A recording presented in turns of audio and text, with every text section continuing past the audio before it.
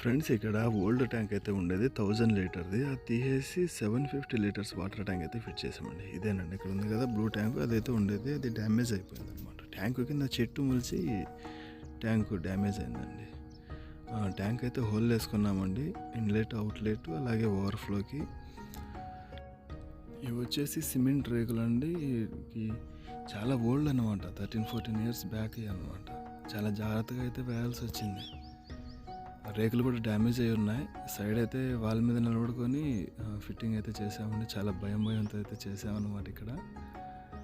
ఇక్కడ ఎఫ్టీఎల్ అయితే ఫిట్ చేసుకున్నామండి. అన్ని పైప్స్ చాలా ఓల్డ్ కదా, పీవీసీ పైప్స్ అయితే యూస్ చేశారు. దాన్ని సిపివిసి గమ్ అయితే యూస్ చేసామండి. ఇది ట్యాంక్లోకి ఇన్లెట్ కనెక్షన్ ఇచ్చేసాము, అలాగే ఓవర్ఫ్లో ఇచ్చాము. ఇది ట్యాంక్ నుంచి అవుట్లెట్ అండి. ఇది ఇక్కడ హోల్ ఉంది కదా, దాంట్లోకి లోపల వెళ్ళాలన్నమాట. ఫ్రెండ్స్ చూడండి, మొత్తం ట్యాంక్ అయితే కంప్లీట్గా ఫిట్టింగ్ అయింది.